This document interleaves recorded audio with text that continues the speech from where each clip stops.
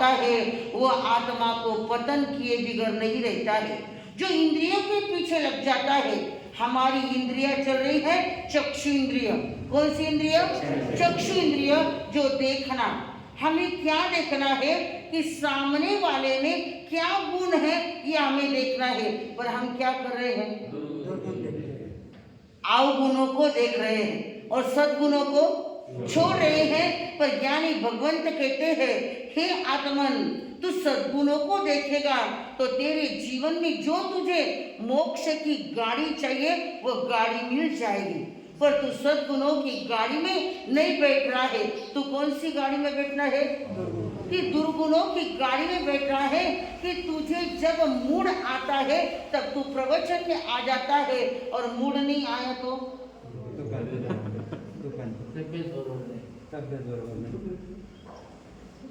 बराबर हमारे भाई साहब ने कहा, क्या कहा मैंने?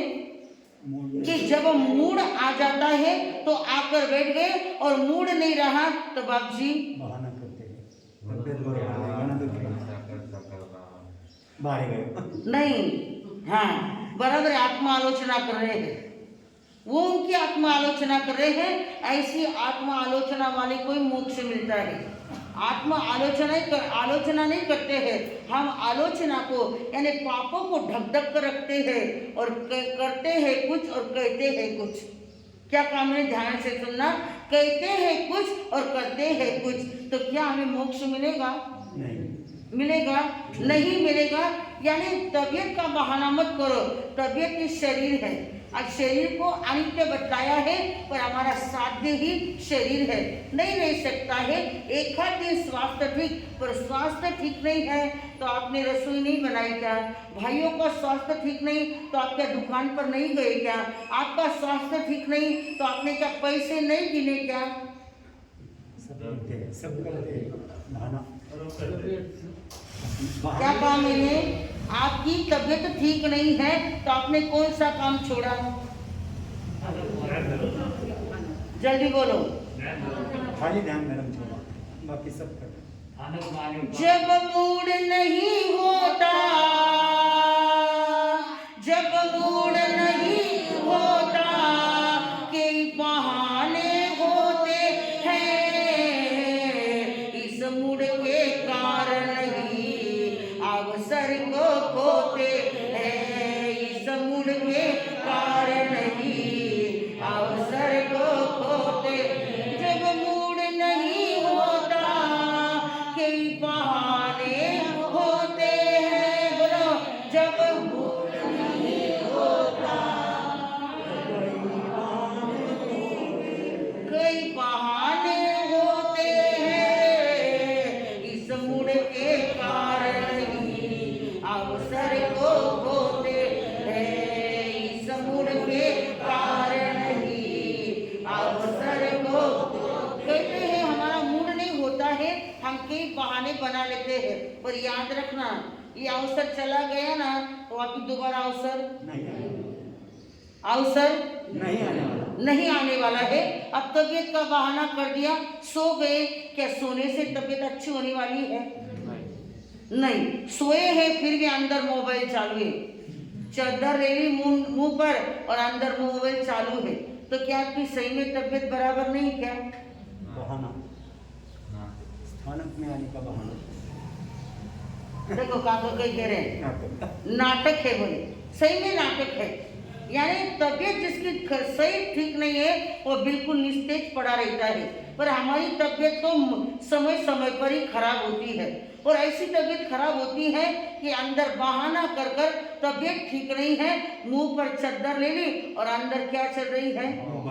हाँ, ऐसा तो मैंने लेडीज को आठ नहीं है भाई, आठ उस अवसर नहीं आया तक, यानी घर जाने का अवसर ही नहीं आया, सिर्फ गोजरी के लिए जाने का अवसर आया। नहीं तो हर गांव के अंदर मेरी कम से कम 10 चक्कर ही रहती है। बाजी 2 मिनट, बाजी 2 मिनट। यानी संत क्या करते हैं, आपकी तबीयत को नहीं काल सुधौलन मन बुलावा ना होला खिटापट नहीं है। एक विषय बताया मैंने कि ये दिन भर मुझे काम रहता है कि बाबजी इस हो गयो, बाबजी उस हो गयो, क्योंकि संत कौन है आपके? नहीं, आप माता पिता हो हमारे, हम आपके कौन है? बालक। हम आपके गुरु हैं। गुरु मार्ग बताते हैं तो आप समझ जाते हो। घर वालों ने कितनों भी डिंडोरे पिटवाए तो आप क्या कहते, हरी बड़बड़ हरदम कीजिए, रखो बाजू में, मैं नहीं सुनूंगा। पर संत जाते हैं तो आपकी तबीयत भी क्या हो जाती है? अच्छी हो जाती है। ऐसे एक भाई साहब काका के जैसे कॉमेडी थे वे, उनके घर की लेडीज नहीं आई व्याख्यान के लिए। मैंने कहा वो क्यों नहीं आया? तो झट से बहू के वे नहीं बाकी नहीं जीत आई क्यों नहीं वह माथ दुख रहे के कई क्यों आज कान को माथ दुख आ गए काम को। यानी हमारी शब्दों की वेज। अब धर्म स्थान में झूठ बोलते हो। ये धर्म स्थान क्या है? ये कर्म निर्जरा का स्थान है और आप यहाँ पर क्या कर रहे हैं? कर्म मान रहे हैं। झट जेठानी ने यानी देवरानी बोलने के पहले जेठानी ने कह दिया नहीं बाप जी आज दोनों माँ तो दुख रहे बापू। मैं भी ऐसी कि माँ तो दुख रहे ना, उन्हें बैठन दिया क्लास में और मैं घरे गई। मैं घर गई तो मस्त मोबाइल पर जीजी तू सो कर जा, जीजी तू सो कर जा, ये कटकट हरदम की है। आजा भाई 2-4 दिन आटने कौन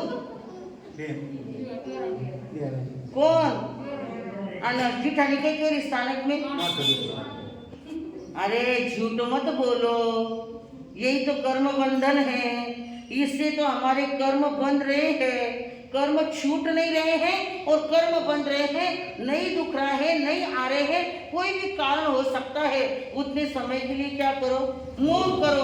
पण या जीव ली तर जीव भेटेच नाही, तिने पण पूछो लगे हेच उत्तर म्हणजे एका घर को कॉन्टॅक्ट एका नहीं सी बात हो जाए। यानी उनके घर की ये बीबीसी न्यूज है तो बंधु कहते हैं हमारा मूड नहीं होता है तो हमको कई बहाने बन जाते हैं।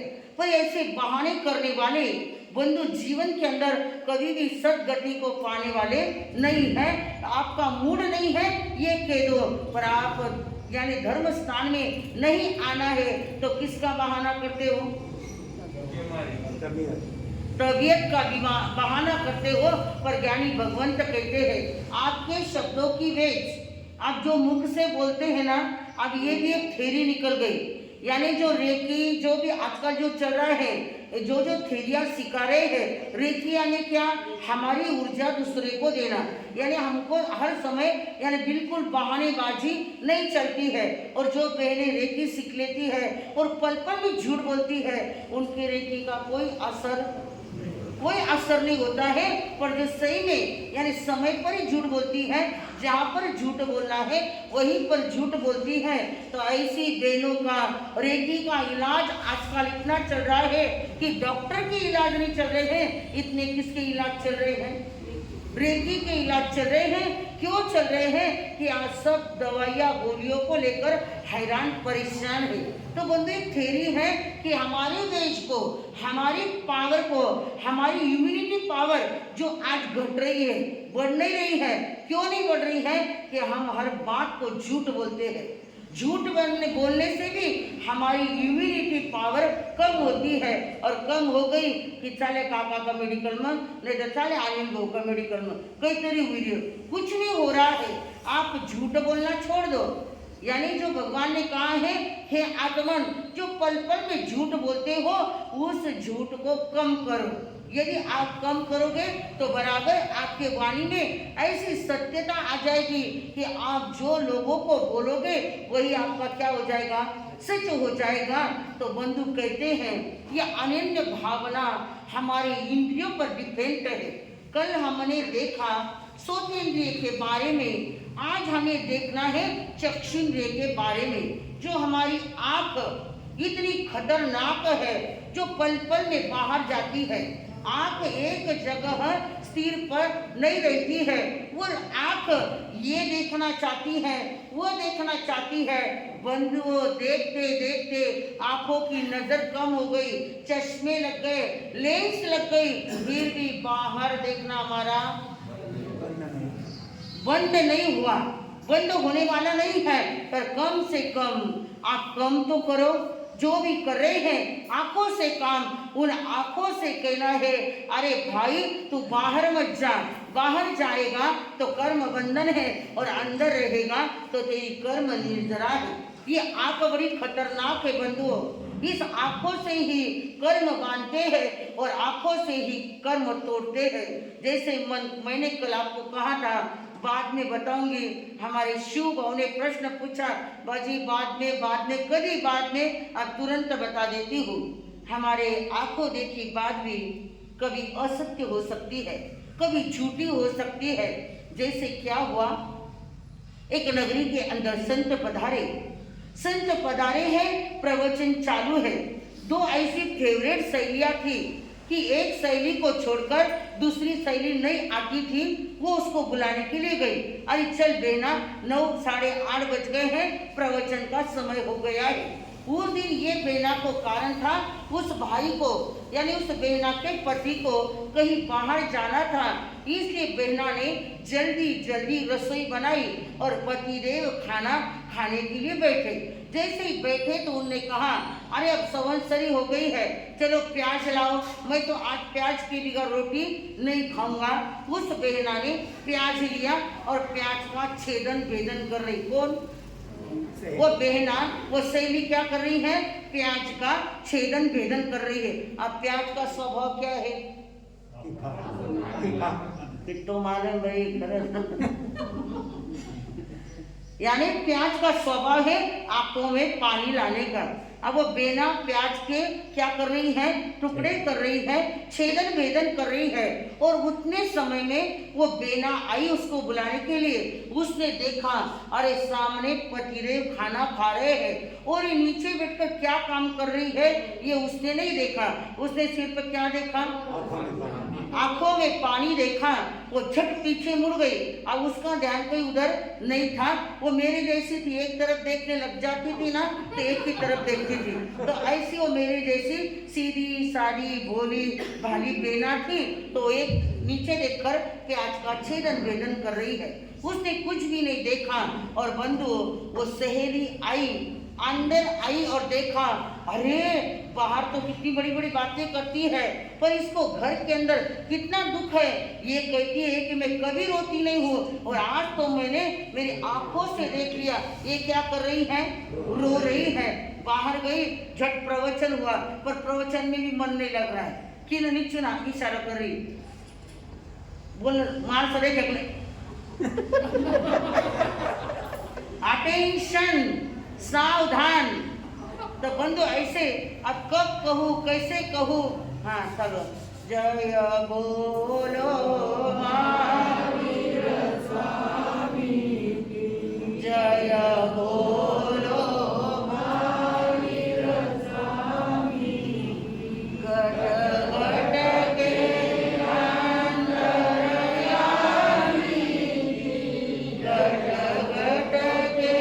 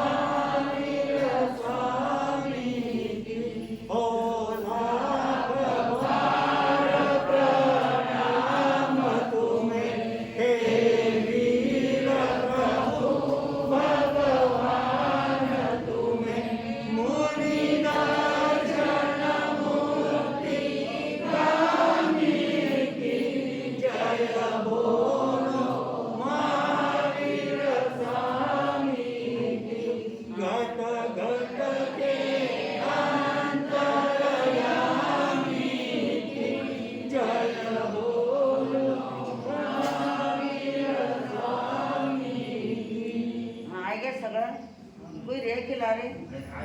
हाँ चल आपने देखो सगा दाना।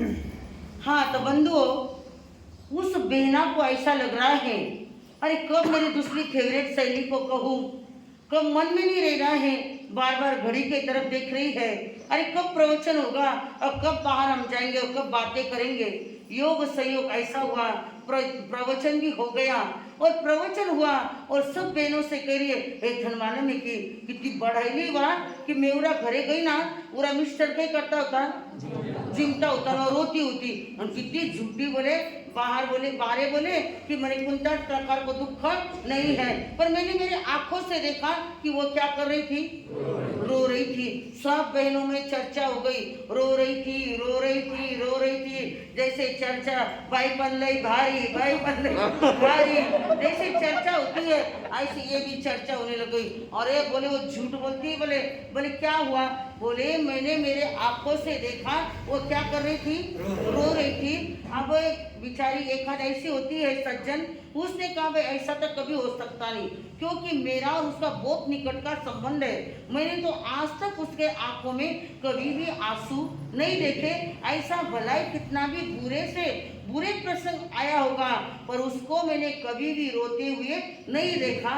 बात क्या है, दोपहर के समय वो बेना उसके घर पर गई तो उसने एकदम हंस के वेलकम किया। अरे बोले आ गई, बोले हाँ आ गई। बोले बोले क्या चल रहा है बेला, बोले कुछ नहीं। बोले तो आज क्यों रो रही थी, आत्मिकता से उसने पूछा आज तू क्यों रो रही थी। बोले नहीं मैं मेरे घर में क्या रोने का काम, न सास है न ससुर है, मैं तो कैसी हूँ, मैं ही घर की महारानी हूँ, मुझे कौन बोलने वाला है, होंगे सास ससुर मुझे क्या लेना देना, वो घर पर रहते हैं, मैं तो मेरी सेपरेट रहती हूँ, मुझे तो किसी से लेना नहीं और किसी से देना नहीं, मैं क्यों रोऊंगी। बोले नहीं। बोले क्या हुआ, कब रो रही थी मैं। बोले देख बेना, आज जब सवेरे सवेरे प्रवचन के समय तेरे श्रावक जी खाना खा रहे थे और तू क्या कर रही थी, रो रही थी। वो चिंतन कब रो रही थी, मैं तो रो नहीं रही थी। फिर बैठे बैठे उसको बैठना बहू इतने गर्मी नहीं राजू, हाँ तो अब एसी में आया ना, हाँ नहीं तू एसी में आया ना मन थरे थोड़ी हो और गर्मी नहीं बोलती, हाँ वो आवरत आया नहीं एसी में घर सुन। हाँ तो बंधु जैसे ही वो बेना याद करने लग गई, अरे मैं कब रोई, याद आया अरे मेरे पतिदेव खाना खा रहे थे, उस समय में प्याज का छेदन भेदन कर रही थी और मेरे आंखों में क्या आ रहा था, पानी आ रहा। बहना बराबर है, तुझे किसने कहा। बोले अपनी फेवरेट सहेली ने कहा, ला बोले उसको बुला खिलाया। बोले झूठ मत बोल, सच बोल।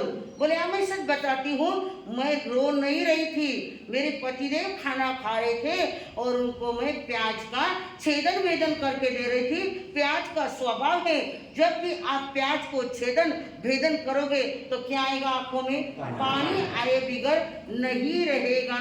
ऐसे भगवान कहते हैं कि कभी आंख देखी घटना भी असत्य हो सकती है। बेना ने कहा रोने का और वो बेना क्या कह रही है, मैं नहीं रो रही थी। यानी भगवान ने कहा हे आत्मन, ये इंद्रिया बड़ी चंचल है, ये इंद्रिया कभी भी एक स्थान पर रहने वाली नहीं है, ये इंद्रिया झट इधर जाती है, ये इंद्रिया झट उधर जाती है।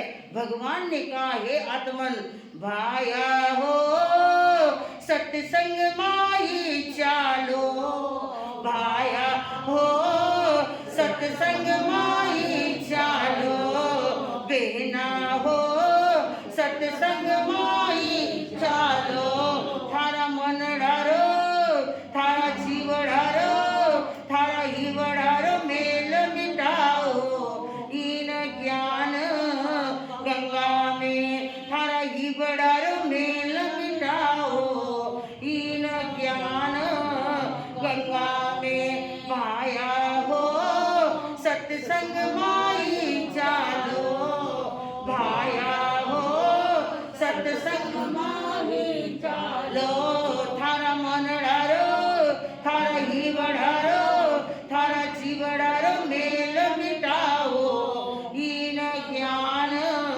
गंगा में थारा मन डारो मेल मिटाओ, इन ज्ञान गंगा में भाया रे हाथ में माला थारे, बोलो भाया रे हाथ में माला थारे, कभी लोग आने कभी बायाने, कभी लोग आने कभी बायाने, निरखे तू तो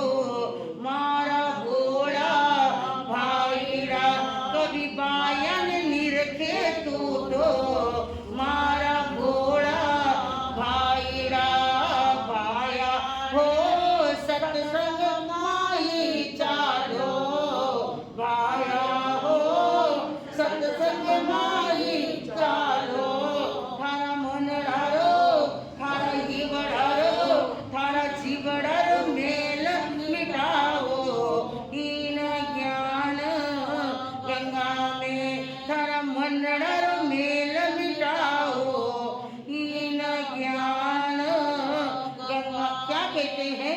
हमारे मन का मेल मिटाने के लिए ये सत्संग रूपी गंगा बह रही है, ये ज्ञान रूपी गंगा बह रही है। इस ज्ञान रूपी गंगा के अंदर आपको, इस आपकी आत्मा को आपको धोना है। आपके मन के अंदर जो मेल चल रहा है, जो मेल अंदर जमा हुआ है, उस मेल को धोने के लिए एक मेव ये ज्ञान रूपी गंगा है। ये ज्ञान रूपी गंगा बंधुओं हर समय मिलने वाली नहीं है, ये समय पर ही ये ज्ञान की गंगा बहती है। और इस ज्ञान गंगा में हाथ धोने के लिए हमारे कड़ा से जाप मंडल आया है। आपने बड़ी सुंदर ढंग से जाप किया, क्योंकि हमारी प्रीति बहन रोज हमारे भैया को, दीपक भैया को हर रोज भेजती थी, आज भैया ऐसा बढ़िया जाप हो गया, जाकर बाप जी को बताओ। यानी ये जप करना, जप यानी क्या? ज यानी जल्दी, प यानी पवित्र। जिसको जल्दी पवित्र होना है, हमारे भाई लोगों को जल्दी से जल्द पवित्र होना है, अपनी आत्मा को सिद्ध बुद्ध बनाने के लिए हमारे भाई लोगों ने बड़ी एकाग्रता से इस जाप को किया। हमारे यहाँ पर भी वही जाप चल रहा है। वो जाप हमारे जिन भाई लोगों ने बिल्कुल बहाना नहीं किया, मूड को कभी बिगड़ाया नहीं, तो उनके जो कर्म है, बहुत से निकाचित कर्म थे, वे कर्म क्या हो गए? धुलते गए। ऐसे ही आप हर समय जल्दी पवित्र होने के लिए आपका इतना बड़ा संग है, जहाँ पर कड़ा कहते ही सामने क्या आ जाती है? हाँ, बोर्डिंग आ जाती है। और ऐसे बोर्डिंग के गांव में, ऐसे अमोनक ऋषि जी महाराज साहब के गांव में किस प्रकार की कमतरता नहीं है। आपने बहुत सुंदर से जाप किया।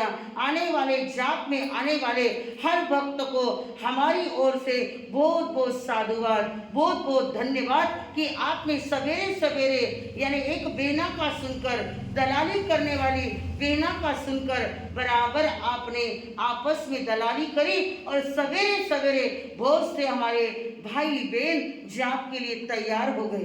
जाप में आना भी ये एक बहुत बड़ी भाग्य की गिफ्ट होती है, क्योंकि जाप में हर एक व्यक्ति नहीं बैठ सकता है। मैंने अभी आपको कहा ना, जब मूड नहीं होता कई बहाने होते हैं, जब मूड नहीं होता कई बहाने होते हैं, इस मूड के कारण ही अवसर को खोते हैं, इस मूड के कारण ही अवसर को। क्या कहते हैं? मूड नहीं होता है तो अवसर को क्या कर देते हैं? खो देते हैं। जो नहीं आए उनको कितना पश्चाताप हुआ होगा। अरे मेरे नगरी के अंदर इतना सुंदर बढ़िया जाप चल रहा था, और सवेरे सवेरे सब लोग किधर जाते थे? स्थानक की ओर। कोई मौन से नहीं जाता था, सब बातें करते करते ही जाते थे। कई लोग कहते बाबूजी खरंच मन आपको जर मालूम है आज तरह मैं रोज उठ गया तो पण मन नहीं मालूम बाबूजी मने। अरे तू तो ऐसी BBC न्यूज है, किसके घर में क्या सब्जी बनाई, कौन कहाँ गया, ये सारा पता है, सिर्फ किसका पता नहीं? फक्त जाप कुछ मालूम नहीं है। ऐसे खबरी लाल है कि पूरा घर का पता मालूम है, और जाप के लिए नहीं बाबूजी वह काम होतो ना, कटारे जी को, अध्यक्ष जी को काम होतो ना, सगाने मैसेज करन को, सगाने केवन रो। अरे एक अध्यक्ष ने नहीं कहा तो ऐसे कई दलाल बन गए ना यहाँ पर बोलने वाले। अरे भाई चलो चलो चलो चलो, यानी ये जब भी करना ये भाग्य के बिगड़ नहीं होता है। जिसके भाग्य में होता है वही जब कर सकता है, वही तब कर सकता है, और वही जिन प्रवचन में आ सकता है। ये जिन शासन की छाया बंधु आपके AC के हवा को क्या करते हो, आपके कूलर की हवा को क्या करते हो, ऐसी ये जिन शासन की ठंडी ठंडी हवा चल रही है, इस हवा के अंदर आपको ऐसी अनुभूति होती है। जब तक आप यहाँ पर बैठते हो तो आपकी इच्छा भी नहीं होती कहाँ जाने की। अरे ये कच्चन बोले यानी यहाँ पर जब आप बैठते हो, अब वो आपको जाना ही पड़ता है, दुकान में जाना आपको जरूरी है, क्योंकि आप दुकान पर नहीं जाओगे तो आपकी घर गृहस्थी कैसी चलेगी। पर रात के समय ऐसे कई भाई बहन हैं कि जैसे जॉब हो गया, क्लास हो गया, उनकी जाने की इच्छा नहीं होती है। उनको ऐसा लगता है कि यहीं पर संवर कर सो जाए, क्योंकि ये जीन शासन क्या है, ये बहुत कुलकुल हवा है। ये जीन शासन की हवा ऐसी हमें नींद ला देती है कि सारे टेंशन को वह फ्री कर देती है। जैसे आप यहाँ पर बैठे हो तो आपको कोई टेंशन है क्या? नहीं। जैसे मुंह पत्ती निकाली, बस घरे आओ, जल्दी जल्दी आओ घरे, द्यायचे आलाय, गुलानच पडला, जरी आता जिम्यात काही गयो, गुलान पडला ना, जल्दी आओ। तुरंत क्या हो गया शुरू, क्या हो गया शुरू बहनों, टेंशन शुरू हो गया। और जैसे आप यहाँ से स्थिरता से बैठे, देखो बहन कितना अच्छे वाटे, अनुभव हीच खात्री ना,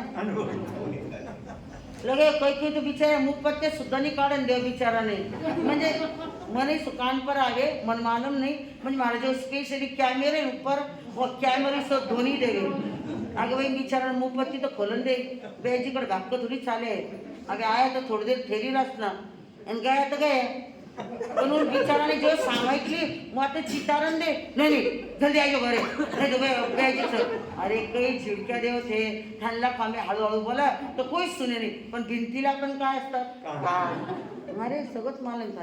हाँ, भिंतीला पण कान असतात। जैसे आप यहाँ पर बैठे हो, जी शासन की ठंडी ठंडी हवा में आप बैठे हो, ये हवा का झोंका आ रहा है तो कभी नींद भी कटे, घरे घरे गोळ्या लेनी पडे, तरी वापिस चालायचे बेल बदल काका की काका त्या गोळीन काही असर नाही झाला, जा अनिलकडे घेऊन या, अनिलकडच्या मेडिकलची गोळी, ही माझी जर्किन बेडी आहे, ही गोळी माझी मोदी गोळी आहे, याने असर नाही होऊ शकतं, जात अनिलच्या मेडिकल। अनिलला 12 वाजता पण भाऊ झोपच नाही राहिली, शटरमधून गोळी टाकून दिली अनिलने, घेतली तेव्हा सकाळी 4 वाजता काय आली, झोप आली, आणि प्रार्थना इकडं चिंतन करने जैसा विषय बंधु, यहाँ पर तो नींद को बुलाना ही नहीं पड़ता है, अपने आप ये शीतल छैया में, ये जीन शासन की छाँव में, इतनी ठंडी छाँव है बंधु, आपके एसी के हवा से आपको सर्दी हो सकती है, कूलर की हवा से आपको और कोई सर्दी बुखार हो सकती है, पर ये जीन शासन की छाँव ऐसी गहरी गहरी छाँव है, इस छाँव के अंदर कोई भी ताप जाप होने वाला नहीं है वो भी चला जाएगा। बंधु, इन्हीं ताप को मिटाने के लिए कर्म का रंग अनोखा,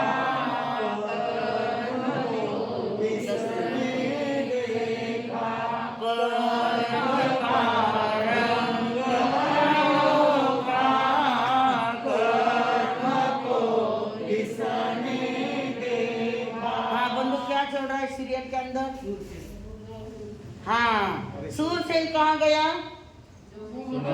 मोहम्मद सेठ की दुकान पर गया। मोहम्मद सेठ ने चारों राजकुमारों को देखा और वो हैरान परेशान हो गया, अरे मेरे आज दुकान में ये राजकुमार आए हैं, जरूर 10-20 लाख की क्या हो सकती है, बिक्री हो सकती है। मोहम्मद सेठ बहुत खुश है।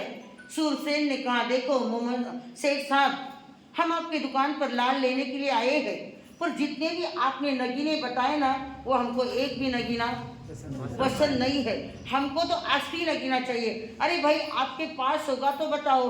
हाँ, हमारे पास है ना, क्योंकि हमारे पास एक ही है, और हम कितने राजकुमार हैं, 4 राजकुमार हैं, हमको और 3 नगीने चाहिए। देखो सेठ साहब, होंगे तो देखो, नहीं तो आपको हमको अगली दुकान पर जाना पड़ेगा, पर आपका नाम हमने बहुत सुना है।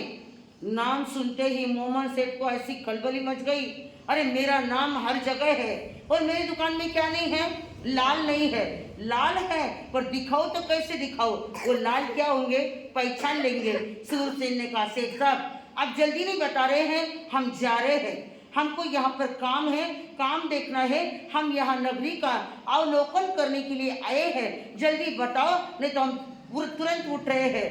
जब तक मोहम्मद सेठ अंदर गए और जो दो लाल थे वो लेकर आ गए, आए और काउंटर पे वो लाल रखे और उस सूरसेन से पूछा, बोलो आपको ये लाल पसंद है? सूरसेन एक टकी लगाकर उस लाल के पास देख रहा है, क्योंकि उसके समझ में आ गया कि यही धूर्त सेठ, यही ठग सेठ, इस सेठ ने हमारे ससुर जी और हमारे पतियों को ठगाने वाला यही धूर्त है। सूरसेन कहता है, सेठ साहब ये दो लाल तो हमको बहुत पसंद आए, क्या कीमत है इसकी?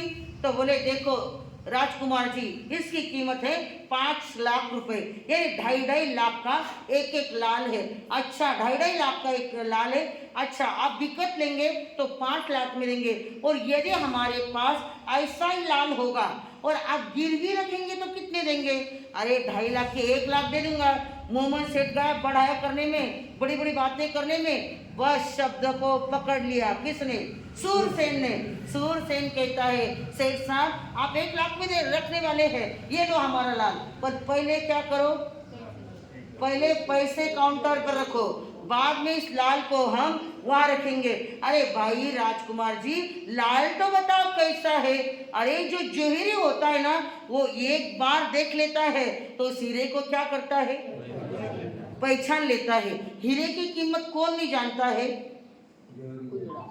सब्जी बेचने वाला कभी जानता नहीं है किसकी कीमत? हीरे की कीमत जो जवेरी होता है वो तो देख लेता है, तो भी उसके समझ में आ जाता है। सेठ साहब आप क्या व्यापार करते हो?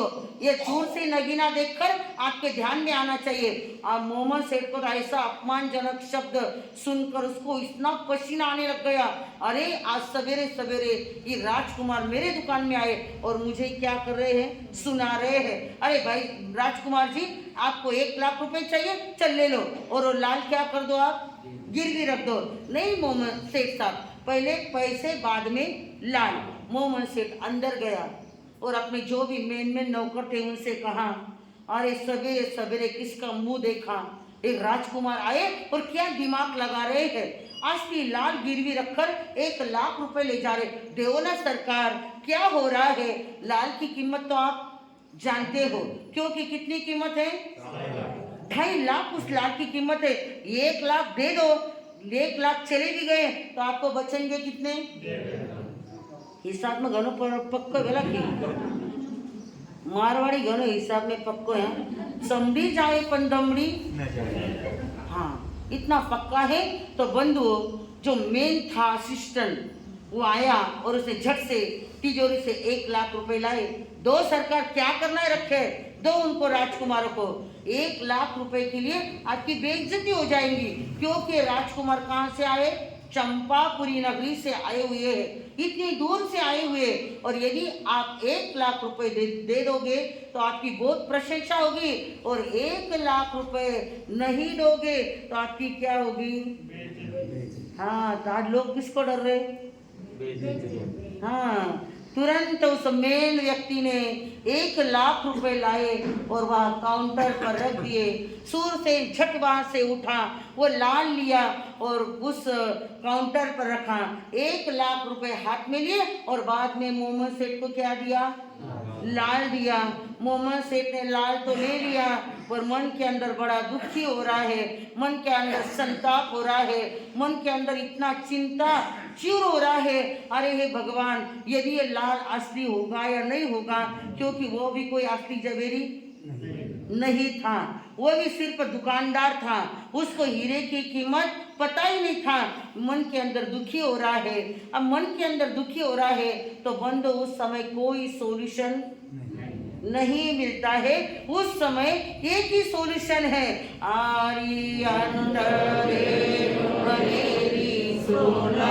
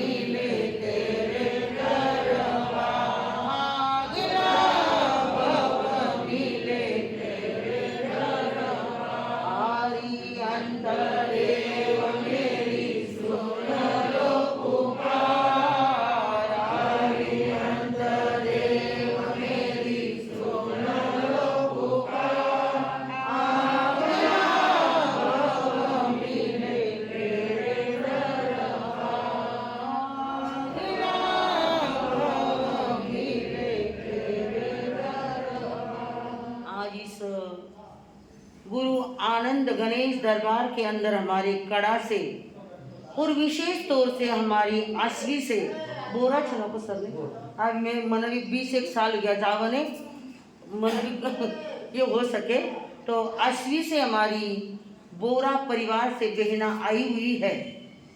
वो बोरा परिवार इतना धार्मिक परिवार है।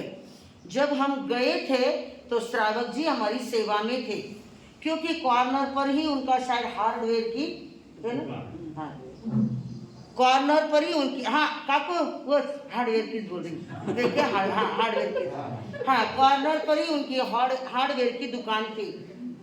तो ऐसे श्रावक जी हमारी सेवा में थे, पर कहते हैं ये काल रूपी बिंद्राजा कब आएगा और कब हमारी चोटी खींच कर ले जाएगा इसका कोई भरोसा नहीं है। जिस आत्मा ने आने जाने वाले साधु संतों की इतनी सेवा करी, वे बोरा परिवार आश्वी के अंदर, आश्वी नगरी यानी छोटा सा राजस्थान ही है, ये मारवाड़ ही है ये आश्वी नगरी।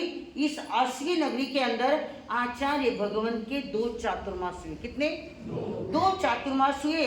और चातुर्मास के अंदर सबसे ज्यादा भाग लेने वाला, भाग तो सब अपने अपने परी से सब करते हैं, पर सेवा में रहने वाले, हर समय भगवान के सामने रहने वाले, क्योंकि आचार्य भगवान की जिन जिन आत्माओं ने सेवा करी है उनको ऐसा अनुभव आ चुका है। पर महापुरुष जो अनुभव देते हैं वो कभी उसका प्रचार प्रसार नहीं करते हैं। तो अश्वी से हमारी बोरा बेना आई है, वो धार्मिक परिवार से वो बेना है। यहाँ पर भी धार्मिक और वहाँ पर भी धार्मिक, यहाँ पर भी भंडारी परिवार, बहुत धार्मिक परिवार। वैसे तो कड़ा में सगा किसा है आयुवा को विषय निकले मन कियो, तो भंडारी परिवार भी हम 4 दिन वहाँ रुके। तो सबसे पहले श्रावक जी आकर, और वो ग्रुप तो आप लोग है कौन तो शांति शांति बोल, हाँ मैं वो ढूंढ रही शांति बोल, हाँ हाँ हमारे कड़ा के प्रवर्तक का ग्रुप बहुत भारी है। हमारे प्रवर्तक से सबको लेकर चलते हैं। जैसे नगर में कुंदन ऋषि मारसा, कोई भी कहाँ से कड़ साहेब दामनगढ़ ए बहु मारसक साता पूज्य, यानी उनको इतना, यानी ये है जीवन के अंदर आत्मिकता। जो भी जाता है कहाँ से आया भाई, वहाँ से आया, अरे भाई चातुर्मास से कई आसपास में, हाँ बाबूजी धामन गांव में चातुर्मास से, भाई जाओ धामन गांव तो साता पूछना, और नहीं जाते होंगे तो लाभ लेना। ऐसे सीधे साधे प्रवर्तक श्री श्री कुंदन ऋषि जी महाराज साहब, वे तो अलग पर हमारे कड़ा के प्रवर्तक कौन, शांति मुनि। वे शांति मुनि हर समय सबको लाते हैं। और जिसमें हमारे 4 बरगदार साहब भाई, हाँ देखो ये बंधु प्रेम कैसा होता है। जाप में भी शांति बहु का बाजू लगे बरगद ऐसा, दूसरा बरगद, ऐसे लाइन से 4 कुर्चा रहती है उनकी। ऐसा बंधु प्रेम मैंने कलयुग के अंदर बहुत कम देखा। भाई तो बहुत है, पर भाई को देखकर भाई क्या करता है, क्या करता है, मैंने बोलो थे आपको सोच लो, भाई को देखकर भाई मुंह फेर लेता है। पर धन्य ऐसे बंधु प्रेम को कि जो हर समय साथ में आते हैं, जाप को भी साथ में, सामयिक में भी साथ में, और संत दर्शन के लिए भी साथ में। तो ऐसे हमारे कड़ा से आज पूरा जाप मंडल आया है। इन्होंने इतना 1 महीना बराबर बढ़िया सुंदर ढंग से जाप किया है। और जाप होने के बाद हमारी बहनों ने, भाई लोगों ने कहा कि अरे हमको जिसने जाप बताया उनके दर्शन के लिए जाना जरूरी है। तो ऐसे आज हमारे सारे भाई साहब, मेहर सर के सिंगी सर ने आए कि कड़े, अरे सर मनगन पर शिनाय जाके अंदर में, हाँ ये थोड़ा लिखान काम में लग गया। अब वन बट भी जमा करते छे न कड़े कड़ा ने भी कही वने, हाँ जमा खर्च छे तो यहाँ पे थोड़ा लिखन लग गया। और पहले और सर मन के क्वेश्चन आया पता चश्मा दिखे नहीं, थोड़ा नंबर को चश्मा और अच्छो करना पड़ा। हाँ तो बंधु ऐसे हमारे मेहर साहब, मेहर सर, सिंघवी सर, ऐसे बहुत हमारे भाई लोग कड़ा से आए हैं। और विशेष तौर से हमारी झांसी की रानियों ने बराबर हमारे भाई लोगों को यहाँ पर लेकर आई है। यदि झांसी की रानी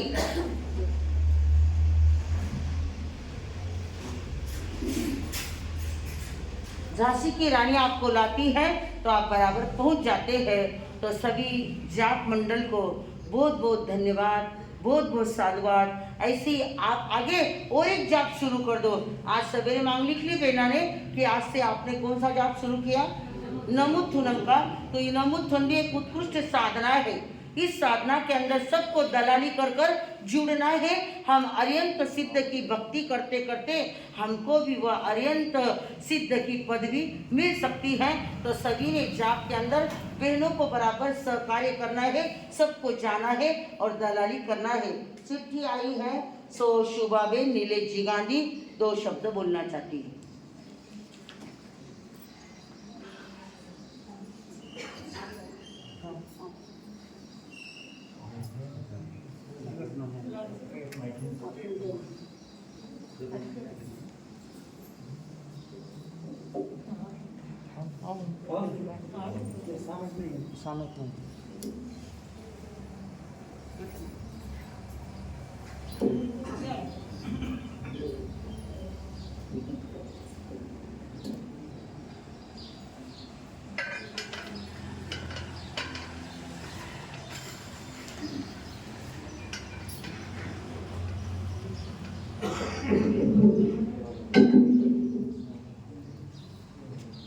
मंगलम भगवान वीरो मंगलम गौतम प्रभु मंगलम स्तूली भद्राजा जय धर्मोस्तु मंगलम।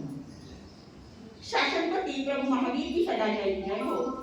अनंत आस्था के केंद्र आचार्य सम्राट पूज्य श्री अनंत ऋषि महाराज की पावन स्मृति में भावभीनी वंदना नमस्कार करते हुए यहाँ पर विराजित दोनों सतिया जी के चरणों में त्रिवार वंदना नमस्कार करती हूँ। इस धर्म सभा में उपस्थित मेरे माता पिता समान सभी बड़े पूज्यवर धर्म प्रेमी भाइयों एवं बहनों, आप सभी से सादर संजय जय। कभी सुहावे धूप कभी सुहावे छाया, धर्म सुहावे जीवन पुण्य उदय जगाया। सच में हम कलावासियों के पुण्य कर्म का उदय हुआ है, जो महासती जी के प्रेरणा से हमारे गांव में 1 महीने का पूरा जाप अनुष्ठान संपन्न हुआ।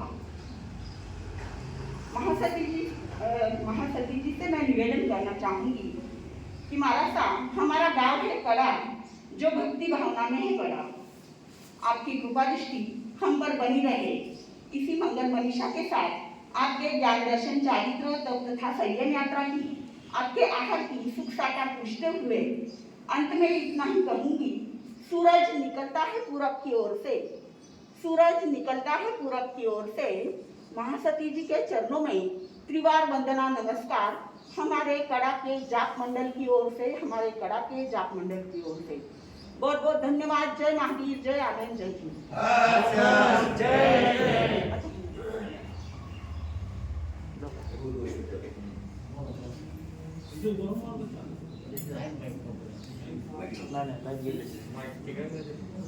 महाराज साहेब, हे जो आपला जाप आणि तुमचं धामणगावचं नाव संपूर्ण महाराष्ट्रात झालेलं आहे। धामणगाव नाव आहे श्रावक संगीत धामणगाव। धा म्हणजे धाडसी,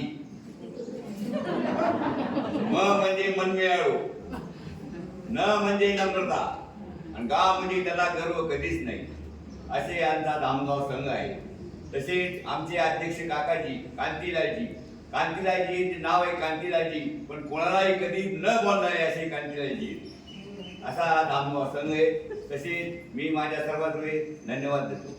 तसेच महाराष्ट्राचं काम आहे व्याख्यान द्यायचं, ऐकायचं काम आहे श्रावक साहेबांचं, घड्याळाचं काम आहे टाईम द्यायचं, फॅनचं काम आहे हवा द्यायचं, पिठी पोखरणं आणि माझं काम आहे धर्माची दलाली करायचं। जय आनंद, जय गणेश, जय गणेश।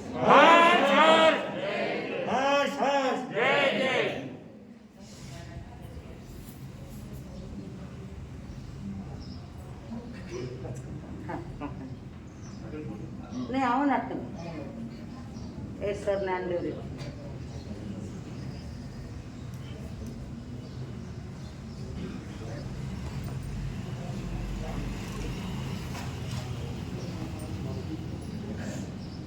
श्रमण भगवान महावीर स्वामी को कोटि कोटि वंदना।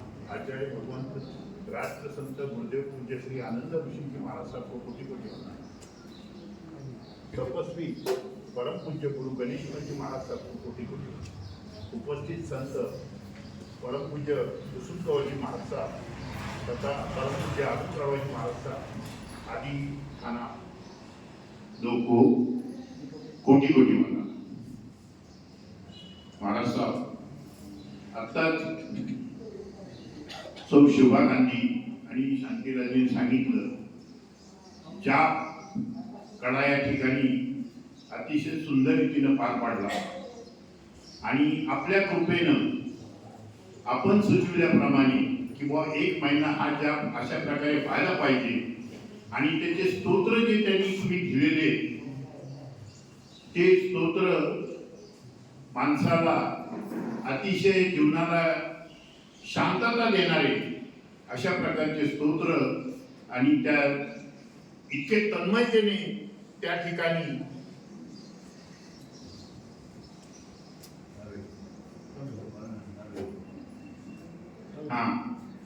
शिस्तबद्ध अगदी व्यवस्थितरित्या हा जाप पार पाडलेला आहे. सौ प्रीती भावींचे आम्ही कडाश्री संघ तर आभार मानतोच, त्याचबरोबर गुरुदेव तुम्ही जी कृपा केली तुमची कृपा आम्ही विसरू शकत नाही. अशाच प्रकारची कृपा कडाश्री संघावर राहावी हीच नम्र विनंती. या ठिकाणी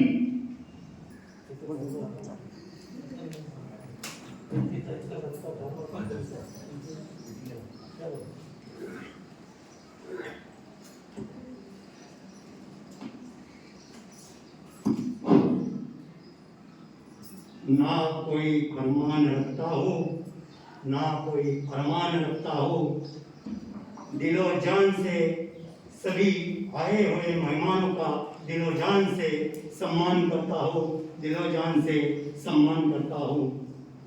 आज हमारे धामनगांव में पवित्र भूमि कड़ा को सभी मंडल की शान बढ़ाने वालों को नहीं करने वालों से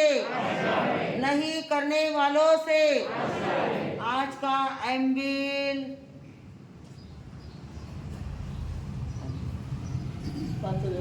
का पत्कानासनं कैमं सैमं अनथा भोजनं सहसा वारणं महत्ता वारणं पत्काने ओ एम्बिल तौब करने वालों को नहीं करने वालों से आशा है. आज का एक उपवास, आज का पारणा. सद्गुरुनाथ की मंगल पाठ. खुला जाकी सभी की पाष्टापूर्ती कल्पने वस्तु की आज्ञा, औसत भेसत पाठ पाटला आदि सभी कल्पनिष्ठ की आज्ञा है. सभी को भोजन करते समय 5 नवकार मंत्र गिनना, भोजन करते समय झूठा नहीं डालना और भोजन की निंदा प्रशंसा नहीं करना. हाथ नहीं जोड़े, कान सुने तो भी देव गुरु धर्म की साक्षी सो. एक करण एक योग से पचकान. ओ श्रे मंगल पाठ. नमो हरियंतानम नमो सिद्धानम नमो हरियाणम नमो वजायानम नमो लोहे सवसावनम एस पंच नमोकारो सव पावपनासन मंगलानम च सर्वेशिम परमम हवै मंगलम. गुरुदेव की आज्ञा सो मारसक की आज्ञा सो चतारि मंगलम हरियंता मंगलम सिद्धा मंगलम साहु मंगलम केवली पनतो धम्मो मंगलम. चतारी लोगोत्तमा हरियंता लोगोत्तमा सिद्धा लोगोत्तमा साहु लोगोत्तमा केवली पनतो धम्मो लोगोत्तमा. चतारी शरणं पवजामि हरियंता शरणं पवजामि सिद्धा शरणं पवजामि साहु शरणं पवजामि केवली पनतो धम्मो शरणं पवजामि. हरियंतो का शरणा सिद्धो का शरणा साधु का शरणा केवली परुपी दया धर्म का शरणा. 4 शरणा दुख हरना और शरणा नहीं कोई, जो कोई प्राणी आदरे तो अक्षय अमर.